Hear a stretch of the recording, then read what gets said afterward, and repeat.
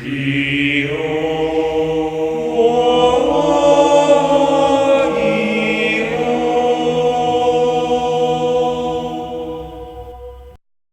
morning, YouTube. Today we have Danny Hour. We're going to be profiling Danny's decks as he is graduating and is getting married. So rest in pieces for our Yu-Gi-Oh. I'm just kidding. Anyway, as far as starting off, we have his Blue Eyes deck profile. All right, let's get into it. So first we play 3 of the regular guy, featuring this new artwork that AJ got my hands on. It's really, really nice. I really like this artwork a lot. So 3 of the regular guy, 3 of the alternative, and 2 of the Dragon Spirit. This is really standard, honestly.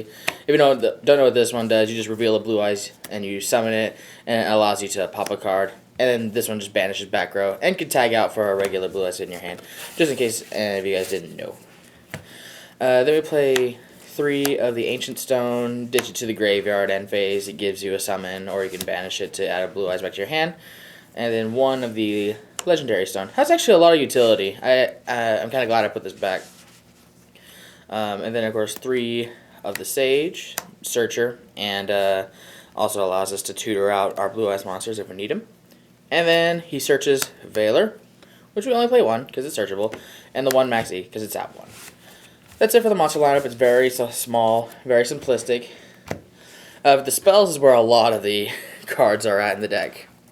So first of all, we play 3 of the Return of the Melody.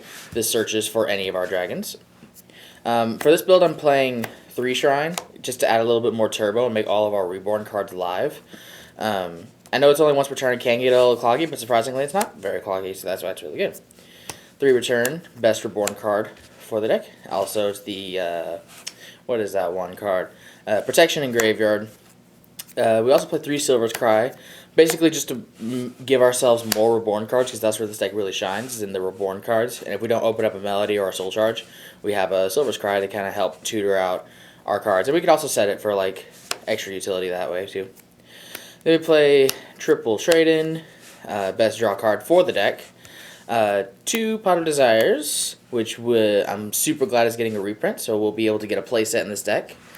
And 1 Cards of Consonance. We don't play that many targets for it, and it can get kind of cloggy, a lot more cloggy than the actual trade-in, so we only play 1. Would you swap that out for the 3rd pot? No. I'd probably still play it, because it's still pretty usable, because we do play a few stones, and sometimes we do need to get them out of our hands.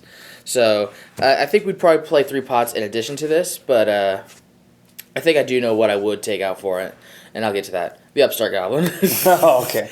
This deck is 41 cards with the Upstart Goblin, but it doesn't hurt too bad, because if you open with the Desires and you banish the Upstart Goblin, it's just a blank. So you only actually banish 9 cards instead of 10.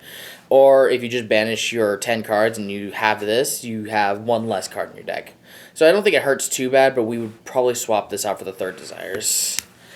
1 Raigeki, because it helps to go 2nd. This deck doesn't do very well going 2nd against some decks, like Zodiacs, for example, and Raigeki can kind of just help swap that. Or if it's in a simplistic game state, you can really just kind of drop this and really kind of put yourself ahead of the curve.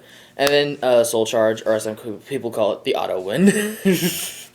That's it for the spells. That's where most of the deck is. And we do play 3 traps.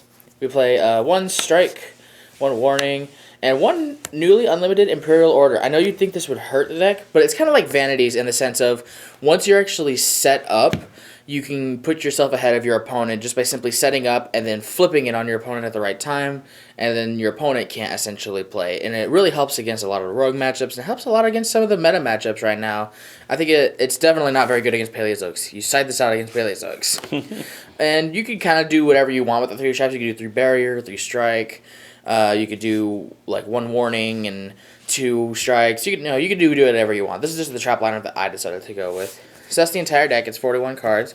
And then for the extra deck, we run 2 Spirit Dragons. You'll never need 3. I only ever swap between 2 anyway.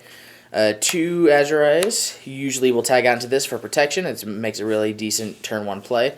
And this is also another Reborn card, so that's pretty good. 1 Stardust Spark. This helps make rank 8 plays, and it's really good to tag out for. Whenever you want to tag this out and then play Soul Charge, and then make some more plays. One Michael, because he's really good at banishing, getting rid of problem cards. And then one Moonlight Dragon, because it's kind of the same thing with Michael. He's slightly better than Michael, but once again, they're both just kind of good utility cards. We don't play Crystal Wing because we don't own one, but luckily with the reprint, we will be. What would you swap out for the Crystal Wing? I'll probably swap out an XYZ, actually, because we have a lot of XYZs. So for the XYZs, we play the 4 Galaxy package. It's really good. Like, going into both of these is really good going first. These are best going second, so that's why we still play the 4. We play 1 Felgrand, because Felgrand is really good because it helps negate effects and protection. 1 Hope Harbinger, because he's also really good going first.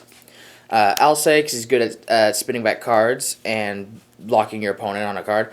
This is the card we'd probably swap out for the Crystal Wing, is the Heliopolis, but Heliopolis is also really, really good because it's non-targeting destruction, and that's really good right now. And that's the entire deck. That's 15 cards. This is my favorite deck, and this is actually a pure build that I came up with really soon. I took inspiration from a lot of different builds. This is probably one of the hardest decks I had to kind of come up with and enjoy because it can get kind of cloggy, and trying to figure out a way to unclog it was a really hard job. But the Invoked build is also another build I've been really, really trying. I'm just missing a few cards for it, but that deck is also a lot of fun as well. But this is probably the pure build that I would play going into pure, and I'm considering it for like locals and other tournaments as well. And this deck is actually pretty decent, so hopefully we'll get to the Invoked build soon. And I love this deck a lot, and it's one of my favorites.